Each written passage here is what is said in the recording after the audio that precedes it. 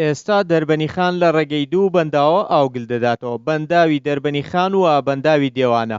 سەرچاوەی داهاتی بەنداوی دێوانە بریتیە لە بارانبارین و توانای گلدانەوەی 25 ملیۆن مەتر چوارگۆشە ئاوی هەیە.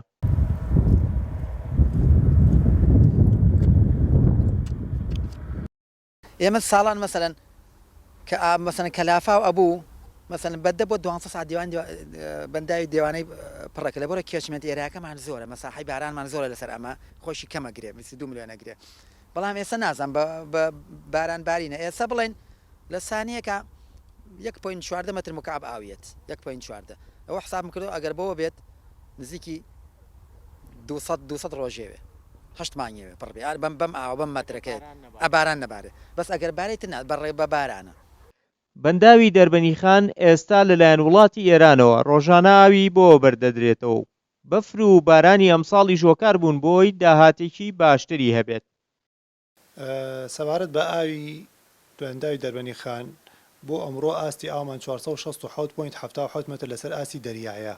ساڵی پار وەکو ئەمڕۆ 467.13 واتە ئەمڕۆ لەگەڵ پارە 64 سانتیمان زیاترە، بەڵام لەگەڵ دوێنێکە 15 سانتیم ئاستی ئاو زیای کردو ڕۆژانە.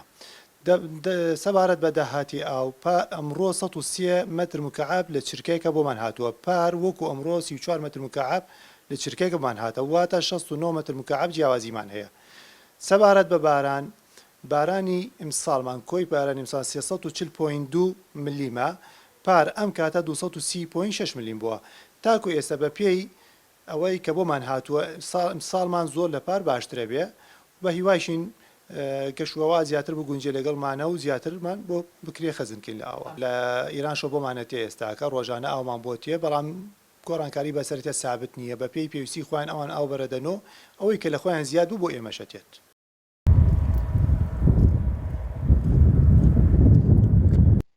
بەهۆی بارینی بەفر و باران لە شاخەکانی هەرێمی کوردستان ئەمساڵ لە ساڵی ڕابردوو باشتر دەبێت و کاریگەری وشکە ساڵی لەسەر ناوچەکە کەمتر دەکاتەوە.